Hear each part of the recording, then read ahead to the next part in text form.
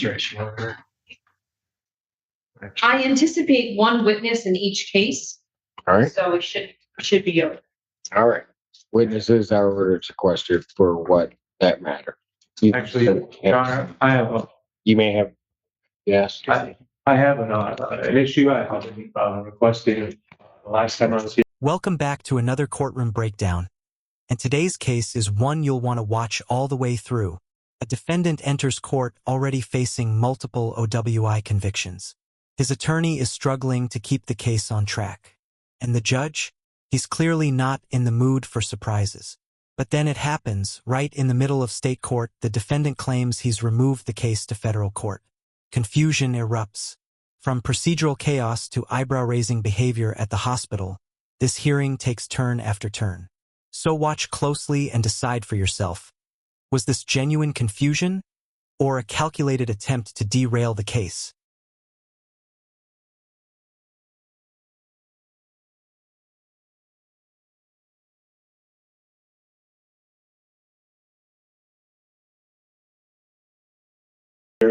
Requested that the prosecution provide explanation for the undue delay. Your Honor, my advice to Mr. Magoo was that I'd be handling the examination today, so just for purposes of the record, I'm advising you not to make any statements on the record. Well, I do actually also want to provide notice that this case is being removed under 28 USC 1455 to the Eastern District of Michigan under case number 25-12440 and due process violations that I've been facing. I don't know what you're talking about. The case has been removed. I'm sorry. I'm providing notice of removal under case number 25-12-12440. Have you talked that over with your attorney? I let him know. Your Honor, and my advice was I'm not going to be joining in any collateral motions or actions, and that I would address the case. Are you aware of any motion that seeks to take this case to federal court? I'm not sure how that would even happen. Right, Your Honor. And Mr. Magoo told me that he has been seeking that action, but I informed him that I am not a member of the federal bar and I would not be joining in any of those actions. Just providing notice. Okay, I don't know what the notice does, but I'm not. I don't have something in writing indicating some procedural aspect of it or anything. It was like the court's not. Can we give this to you now? I would advise against. I don't even know what is Notice of removal pursuant to 28 USC 1455 criminal. what does that statute read? The criminal proceedings removed to federal court under federal questions involved in this case. And I didn't get a bite as to what federal questions, because I don't think there are any federal questions. Fourth Amendment violation.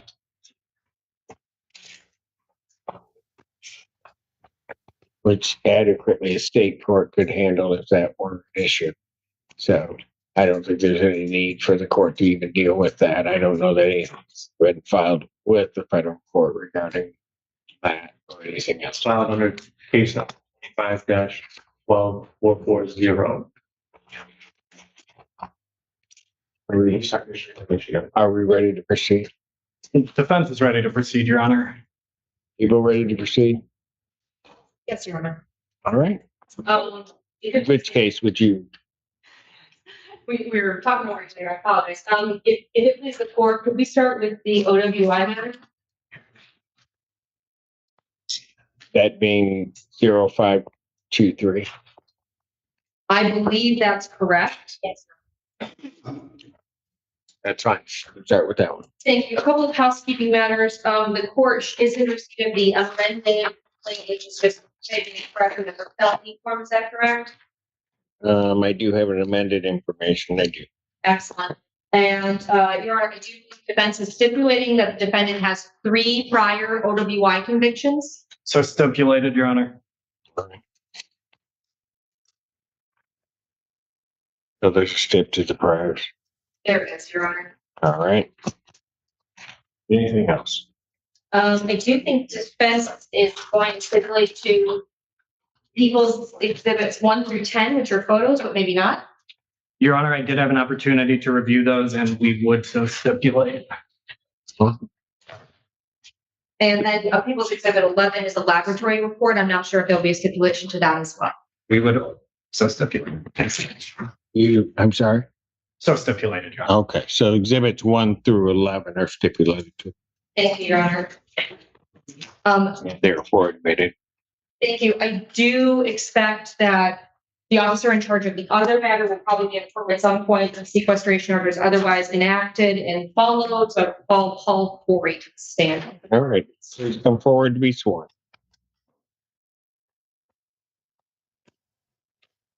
Take C. Rich, if you saw swear firm testimony about the truth, whole truth, the rest of it, so, yeah. Two, state spell your first and last name for the record, please. Paul Corey, P-A-U-L-C-O-R-I-E. All right, you may inquire. Good afternoon, sir. How are you employed? I'm employed with Milan Police Department. How long have you been employed with the Milan Police Department? A little under 2 years full time. Do you have prior law enforcement experience? Yes, I worked in Washington Sheriff's Office prior to that for about 15 years. Were you working for the Milan City Police Department on or about March the 27th, 2024? I was Do you recall what shift you were working that day? on the night shift, 6 p.m. to 6 a.m. And were you ever at the location of Dexter Street and Arcona Road? I was About what time were you at that location? about 1:35 when I was dispatched there. Why were you dispatched there? One caller said that there was a single car crash into a gas station in that area. Did the 911 caller, did you have any other information in your dispatch when you were headed that way? Yeah, it's not being offered to prove the truth of the matter asserted. It's being offered to prove why he was headed to that location and other additional information that may have hastened his speed going that way. All right, I will overrule the objection regarding hearsay. I'll accept it for what it's offered for, other than the truth of the matter. Thank you. Did you have any other information from the dispatch? Caller said that there was a single subject walking around outside of the car and potentially possibly injured. And did you make that location? Do you recall about how long it took you to get there? Maybe about 5 minutes less than that. Less than 5 minutes. When you arrived, what did you observe? A car that was, I think you saw a SUV that was appeared to have been crashed into a sign outside the gas station. This is where the prosecution's theory locks into place. The officer connects the smashed windshield, hair embedded in the glass, and the defendant's head injury to one conclusion. He was the sole driver.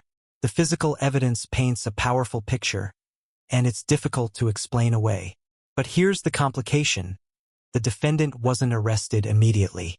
Instead, he was transported to the hospital and then ran off, creating a significant gap in observation. In OWI cases, that matters. Continuous observation is critical when alcohol levels are later tested. So ask yourself, does fleeing the hospital strengthen the prosecution's argument, or does that gap create reasonable doubt? And there was a single male subject standing around the passenger side of the vehicle. What did you notice about the vehicle first? It was definitely crashed there, not the vehicle, so some extensive damage. And Your Honor, may I approach with People's Exhibits 1 through 10 for the court? You may. Thank you.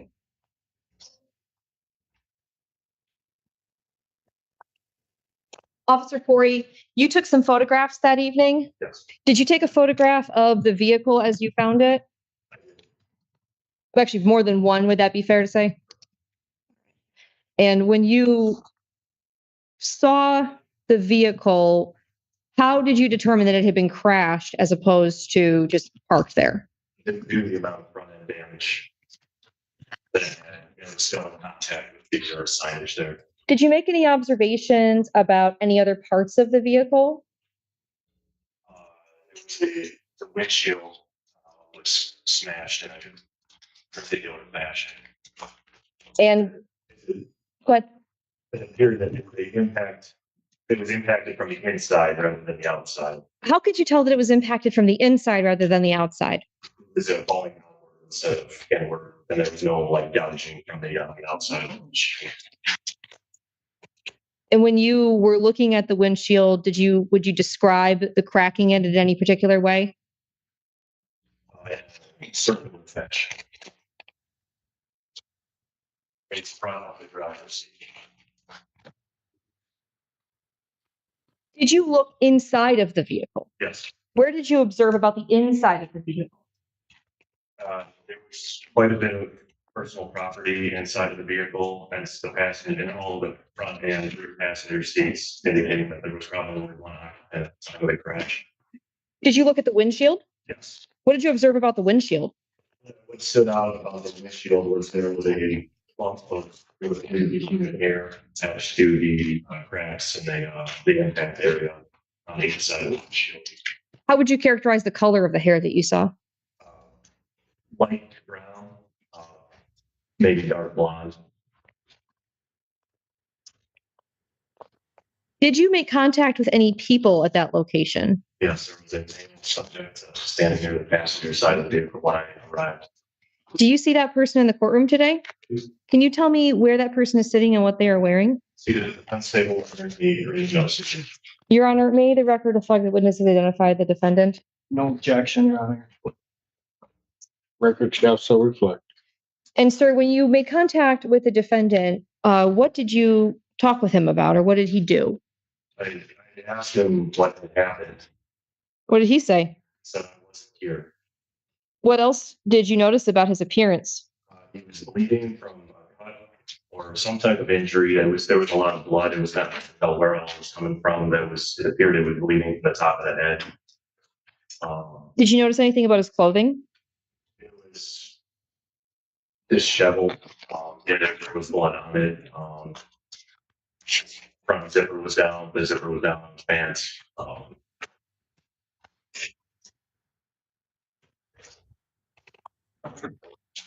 Did you look at the color of his hair? Yes. Based on your observations, did that appear consistent with the color of the hair in the glass inside the car? What happened next? He maintained that he was not driving the vehicle. He could smell the odor of intoxicants coming from him.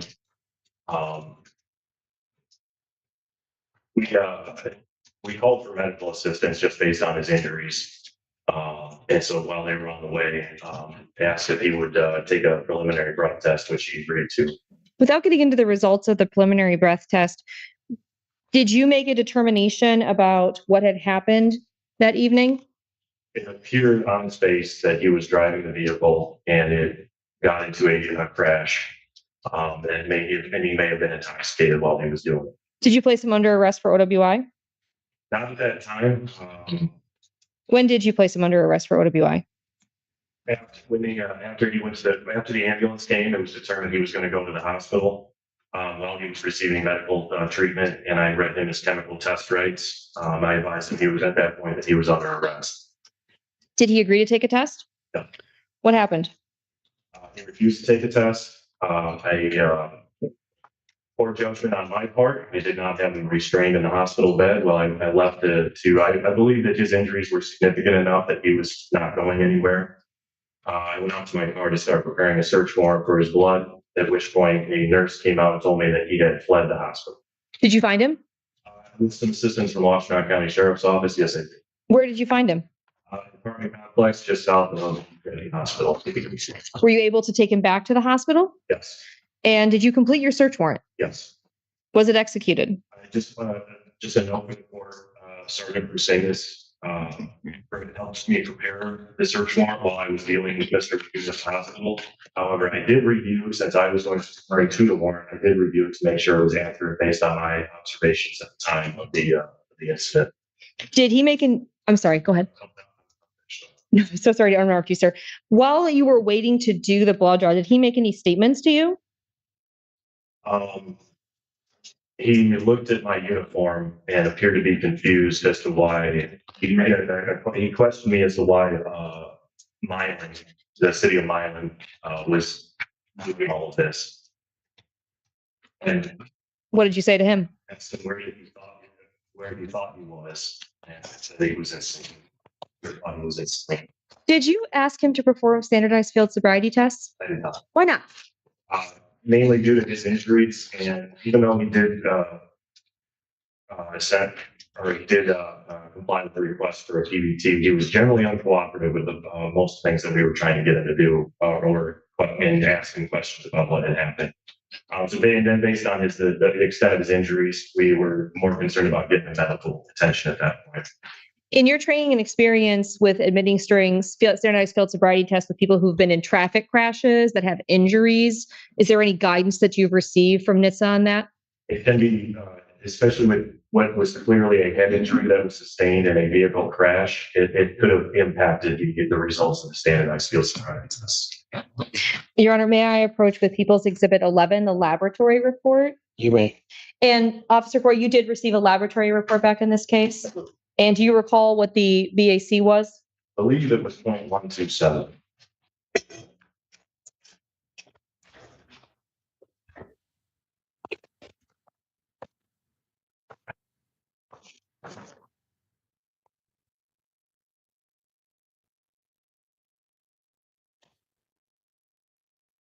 What did you do with the vehicle? Or what was done with the vehicle? Let me ask that. Do you know what happened with the license plate? We confiscated the plate as the operator at the time we believed to be Mr. Magoo had several prior convictions for suspension and operating while intoxicated, requiring a plate confiscation. Pursuant to state law, you had to take it. And I may have a moment. May. I do have one question. How much time elapsed between the time you were notified that he had left the hospital and when he was located? Do you know? I believe it was about 40 minutes, Your Honor. 40 minutes? 40 minutes. Okay. Thank you. All right.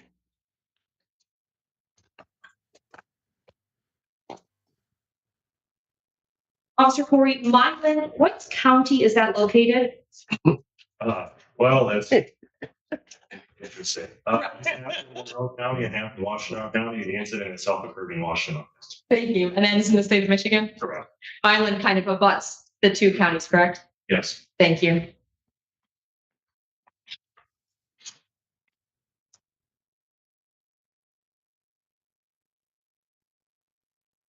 And Your Honor, if I would pass the witness. All right. Cross-examination. Thank you, Your Honor. May I inquire? Afternoon, officer. My name is Alex Warren Green. I represent Mr. Magoo in this case. Yeah. So you're dispatched for a single vehicle accident, right? Correct. And that's at a mobile gas station. And it appears there was an accident from an SUV into the sign, the mobile sign, right? And like you testified on direct examination, there was a 911 call placed, and that person didn't provide a name, did they? They may have. It's something that I ended up following. So you never talked to the caller, did you? And are you aware if anyone talked to that caller? I am not aware of anyone. So as soon as you get there, Mr. Magoo is on the passenger side of the vehicle, right? Standing outside. It's on the passenger side. Okay. And that car was not registered to Mr. Magoo, was it? It was not. And like you testified on direct examination, he had a wound to his head, right? Yes. It's bleeding pretty bad. Yes. There was an injury to the front and back of his head, right? There's photographs of an injury to the back of his head. Yes. Okay. And the front. And he appeared to be dazed. Yes, it was difficult to say if he was out of it due to the head injury or his level of intoxication, maybe a bit of both. And you didn't conduct the field sobriety test because you were concerned that the head injury you observed might impact the field sobriety test, right? So you testified on direct examination, you saw the windshield was smashed and you saw blood, right? There's a chunk of hair in the windshield, right? You take a picture of that? Yes. Let me backtrack. Sergeant Mercedes actually took a photograph of it. And most of the time you're talking to Mr. Magoo, he was wearing a hat. You recall that, right?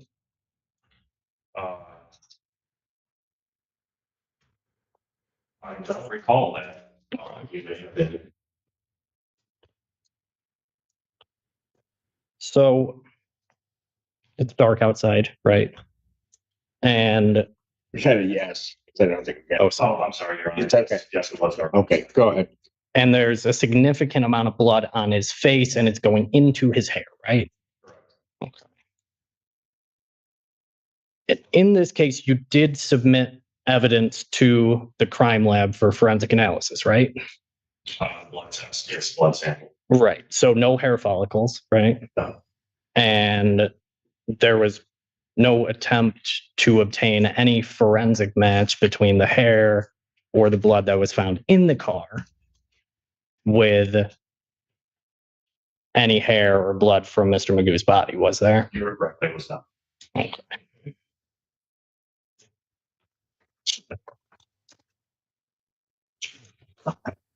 On direct examination, you talked about field sobriety tests. You said you're trained in the administration of field sobriety tests, right? Yes.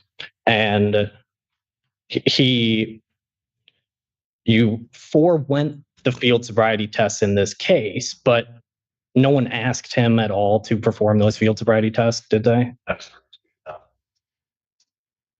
And after this initial interaction, when the ambulance arrives, he goes to Trinity Ann Arbor Hospital, right? Correct.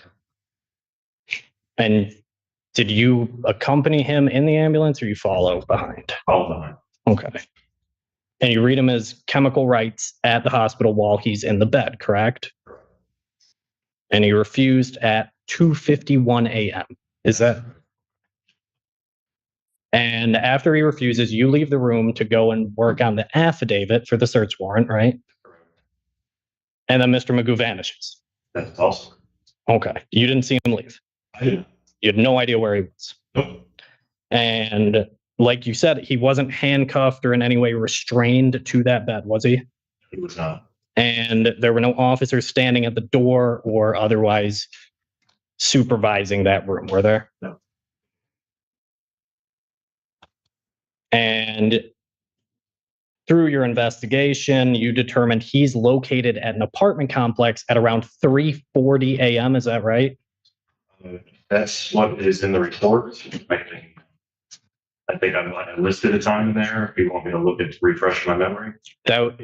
It would refresh your recollection to look at your report? It would. Okay. Your Honor, if I may approach goodness. I think it's. He's got a copy that was turned over, so if you look at that, you believe that will refresh your recollection.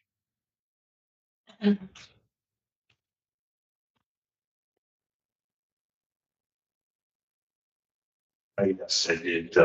He was located about 3:40 a.m. Okay. And he's returned to the hospital. The blood draw was completed at 4:28 a.m. And of course, there's two blood draws done. So it's 4:28 a.m. and 4:29 a.m. Does that sound right, officer? That sounds correct. Okay. So in an ideal OWI investigation, you want to have eyes on the subject from the time you make the scene until the needle enters the arm, right? Okay. One of the reasons you do that is to make sure the subject doesn't consume anything that could impact the blood test, right? That's correct. And Mr. Magoo was unaccounted for nearly an hour in this case, right?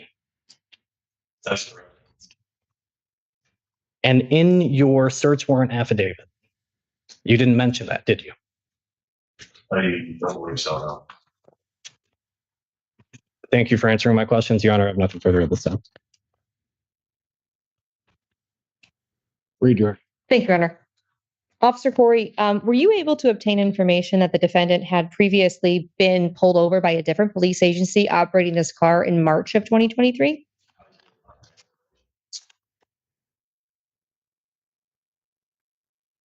And after he was recovered and brought back to the hospital, did you have two deputies stand by with him and handcuff him to the gurney?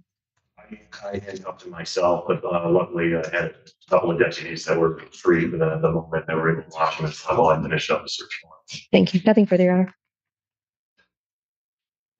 Anything? Your Honor, if I may, one. May want to mute your microphone.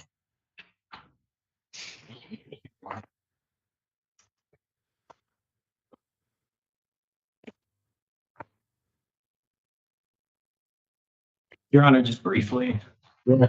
Thank you. Officer, Oh, and can I just ask one other question before you, and I'll let you ask your of question. course, Your Honor. The T, if there's Let's mute it. the PBT, are people going to seek admission of that if defense is challenging the results Yes, Your Honor.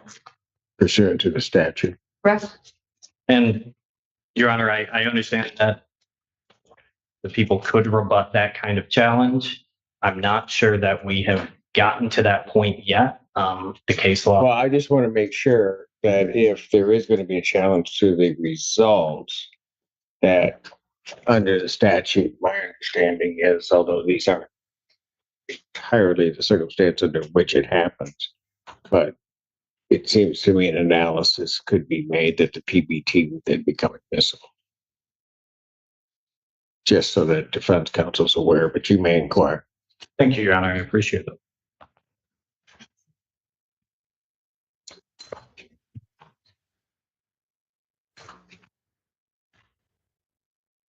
Officer, before Mr. Magoo was admitted to the hospital, did you yourself search him? Search his person? It's outside the scope of my redirect, Your Honor. I'll allow him to ask. Go ahead. He was wearing a jacket, right? I believe so, yes. Did you go through all the pockets of that jacket? I probably would, yes. I don't think I did. Okay.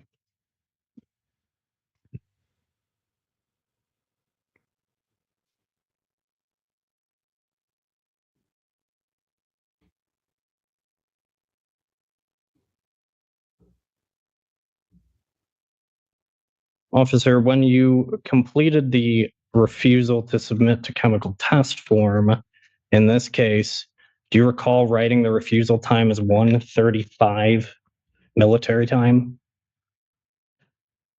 No, I don't recall that. Would it refresh your recollection to look at the refusal to submit to chemical test form you completed? Yes.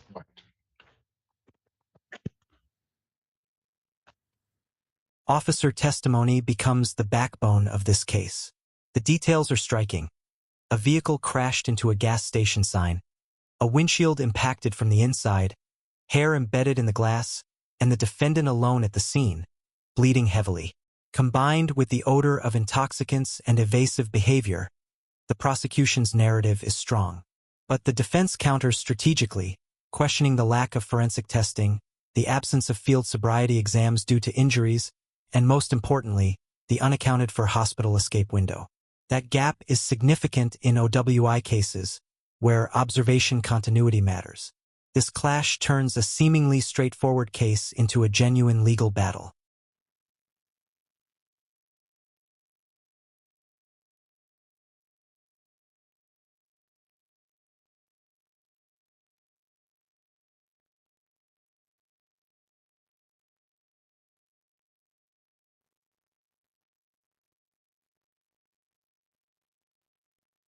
Things that I did. I don't recall why I would put that time there.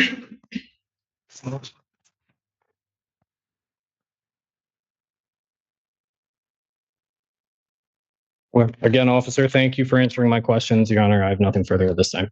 All right. Ms. Lundy. Officer Corey, you would agree with me that this says refusal date, but it does not say refusal time, correct? It just says military time? Okay, thank you. And lastly, Your Honor, in anticipation of an argument that the blood result is not accurate, I would ask a question about the PBT, but if that argument's not going to be made, then I don't need to. Your Honor, I would object to any mention or admission of the results of a preliminary breath test in this matter. I'm not sure that I have raised an argument that regarding its accuracy or regarding a rising blood alcohol level or anything like that. I don't think I've opened the door. Well, I don't think you have. I just want to make sure we're prepared for the argument. But if that argument is going to be made, then I'm going to let the people question as to that. Your Honor, I don't anticipate making an argument regarding a rising blood alcohol level or anything to that effect at this point.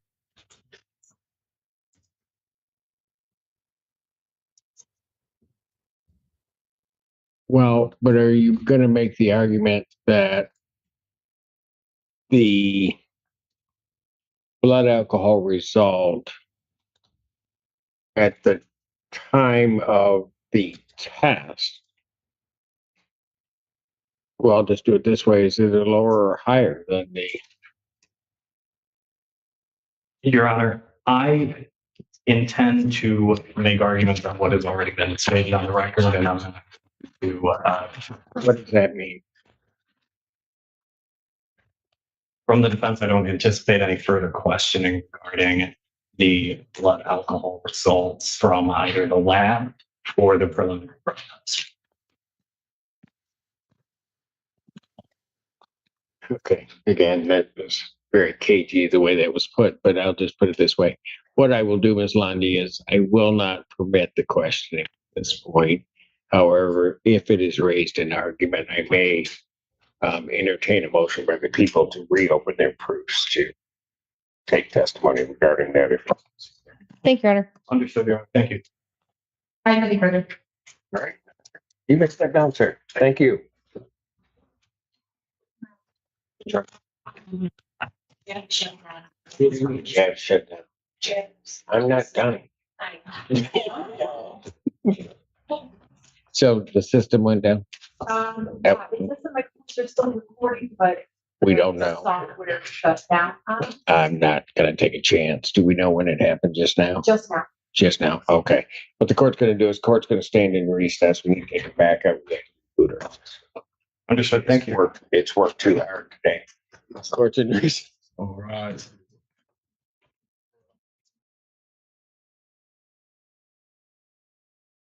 Once again, District Court for County of Washington, State of Michigan, is now back at Central Reality Judge. You may be seated. Call him out, yeah.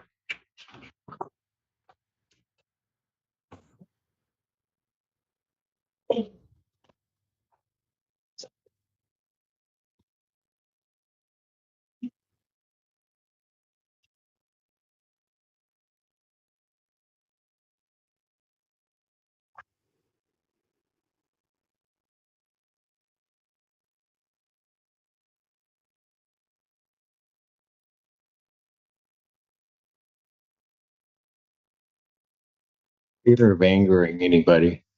I don't think I've seen public defenders work this late. Anyway, court recalls the case, People versus McGoo. That's spells to people. Alex Warren Green on behalf of Mr. Magoo. Mr. Magoo, could you state your name again, please? Daniel Magoo. All right. Yeah, I think we had finished with our officer, Officer Corey. I don't have any additional witnesses. All right. Go ahead. You can have your conversation. You might want to mute the mic.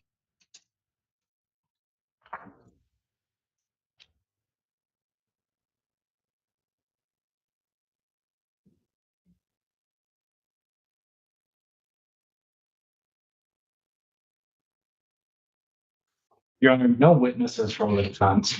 All right. I have a motion. Your Honor, I move for binding of grace to count one and let counts, I think it's 2 and 3 on this one.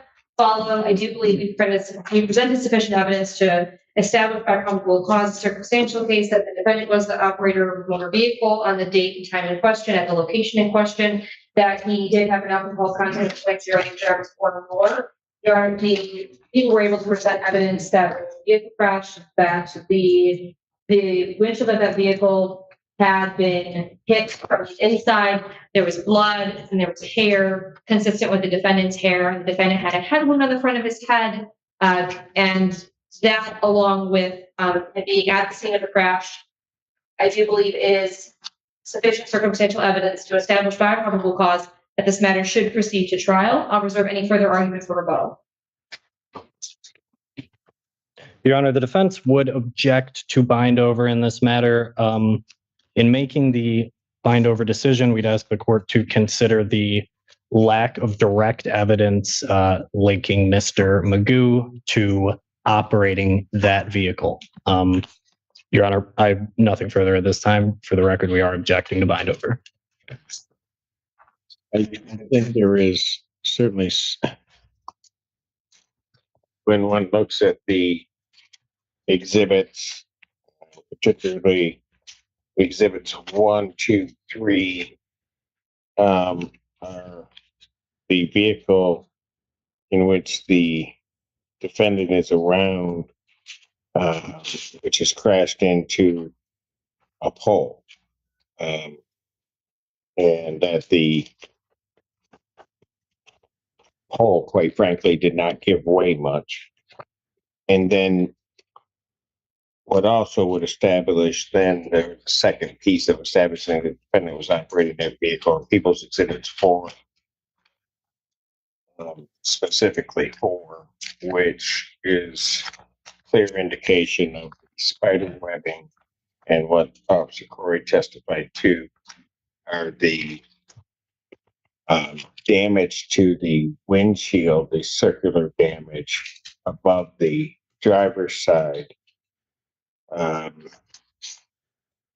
to the window, as indicated, a circular pattern,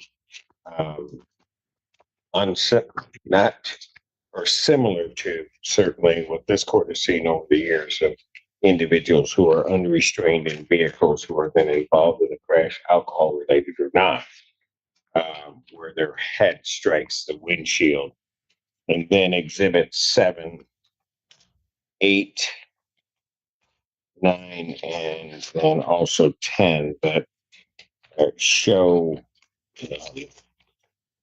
blood and also injuries to the cranial area or the head area of the defendant, along also with Officer Corey's testimony regarding the hair, although not analyzed, but certainly the color, texture, hair, his observations regarding the hair that is in the windshield, all certainly point to and would give rise to probable cause that the defendant was operating that motor vehicle at the time of that crash. Additionally, then there is testimony regarding blood test results, which then occurred at the hospital later that day, indicating a blood alcohol content of 0.127, which, absent anything else, could be used to presume that that was his blood alcohol content at the time of the operation of the motor vehicle. So that the record is clear, even to the extent the defendant's unlawful escape from custody at the time from the hospital may go to the weight to be given to that blood alcohol result, but does not negate that blood alcohol result. The court is sufficiently satisfied that people have sustained their burden of showing by probable cause that the defendant did operate a motor vehicle under the influence of alcohol or intoxicants. So therefore, for those reasons, the court would bind the defendant over on count 1 with stipulations to the previous convictions of the defendant with counts 2 and 3 following. Your Honor, do you want to proceed on the arraignment? Yes, let's just do that now. Your Honor, we would waive formal reading of the information, stand mute. Defendant having waived formal reading, standing mute, court will enter not guilty plea as to all 3 counts. Pretrial in this case will be October 9th at 1:30 with Judge Slay. October 9th, 2025, 1:30 before Judge Slay.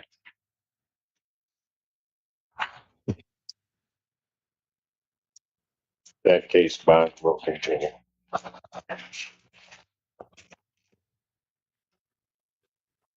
Find information, Your Honor. Yes, you may. Have her exhibits back.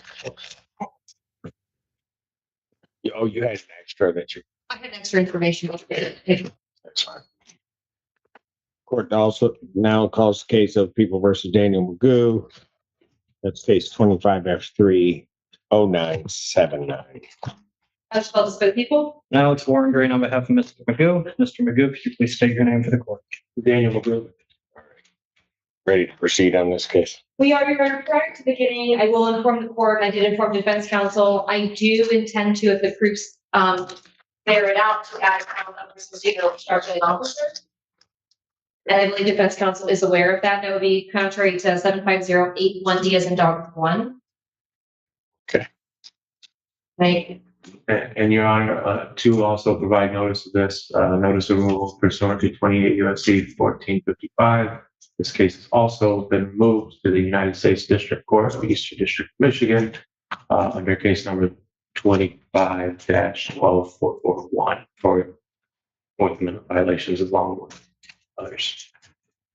This court has no knowledge, as I last case, of any removal, has not been notified of removal, and so has not been presented anything with removal, nor anything presented which would show a procedure in which that this state action would be removed to federal court. So for those reasons, while you want to say it all the time on the record, That's it. to the extent it's a motion of any type, that's denied.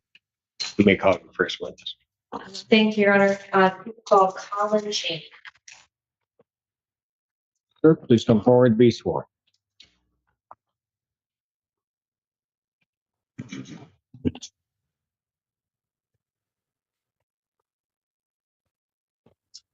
Great to see. Raise your right hand. Do you solemnly swear affirm the testimony you're about to give be the truth, the whole truth, and nothing but the truth, so help you God? See, thanks for your first and last name for the record, please. Colin Cheney, COLINCHENEY. All right, you may inquire. Thank you, Your Honor. Sir, how are you employed? She's pleased as a trooper, How long have you been employed as a trooper with Michigan State Police? 2.5 years. Do you have any prior law enforcement experience before you were a trooper? I do not. Were you still employed on or about July the 3rd, 2025? What were you working that day? This road patrol. And where were you road patrol at? Do you recall what part of Washtenaw County you were doing road patrol at about 7:45 in the morning?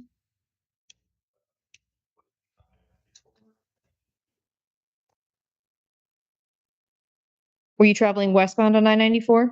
Yes, And is that location in Washtenaw County, state of Michigan? correct. Did you notice any vehicles while you were traveling westbound on I-94? Yes.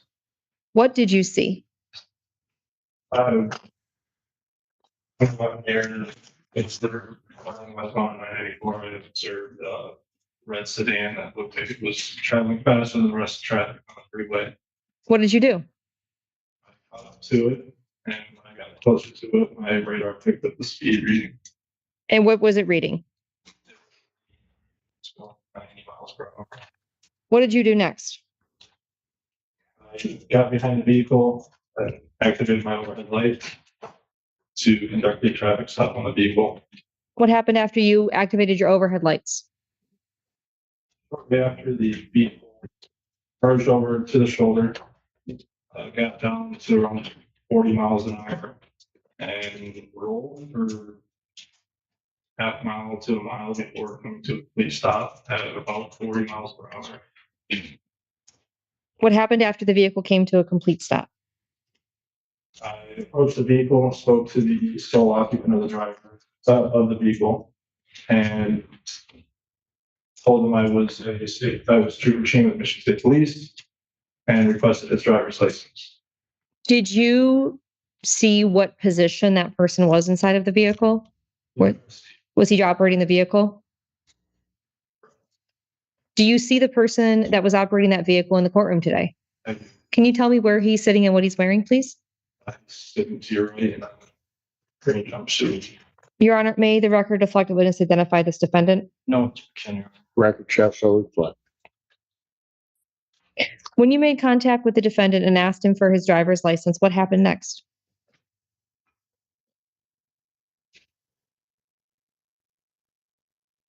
Did he say anything to you? He did. What did he say to you? They recall what it was that he said, but somewhere early on he advised me that I did not have the right to stop him. And, actually, right after I asked for his driver's license, he asked what my reason for the stop was. What did you say? I told him that I observed him on my radar. I observed speed on my radar that was over the speed. What happened after you told him that? I requested his driver's license again. Did he give it to you? He did. What happened after he didn't give you the driver's license? He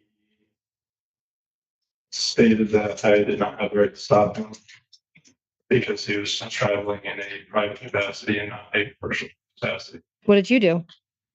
I advised him that he is required to provide a driver's license at the request of a peace officer. Did he provide you a driver's license? Yeah. Did you observe anything about the vehicle's license plate? The vehicle's license plate did not look familiar to me. I had not had a chance to actually run the plate. Okay. So while you're at the side of the car and you're speaking with him, are you continuing to request his driver's license? Multiple. Is he ever providing it to you? No.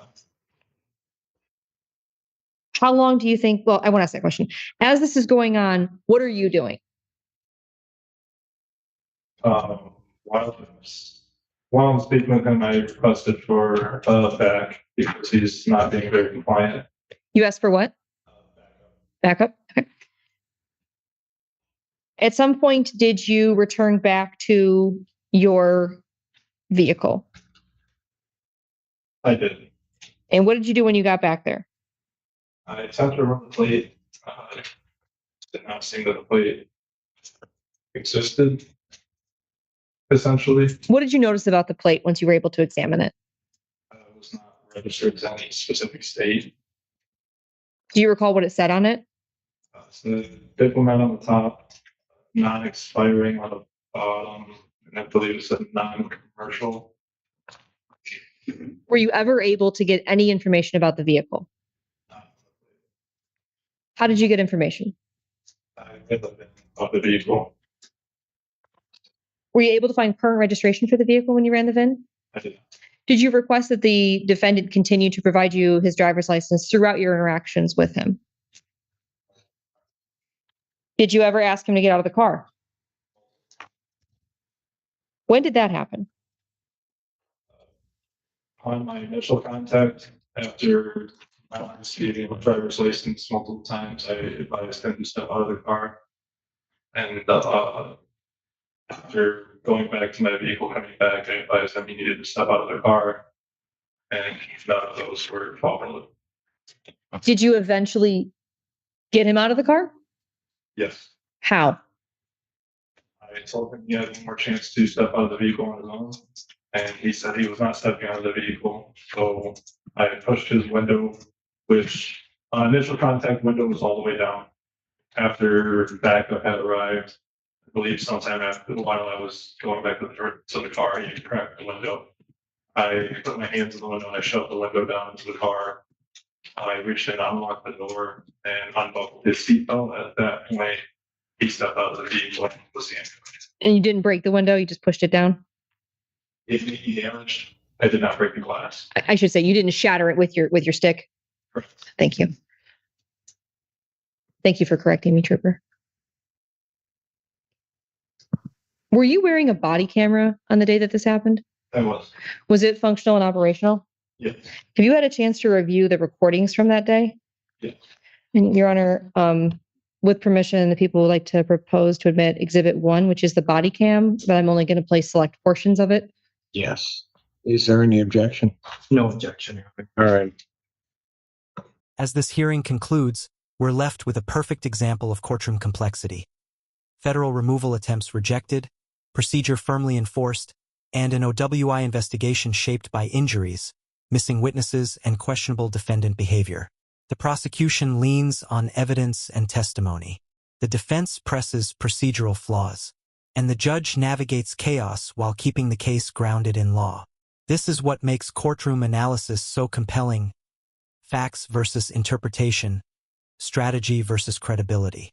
For more expert breakdowns of dramatic courtroom moments, hit like, subscribe, and turn on notifications. We bring you the clearest legal analysis on YouTube.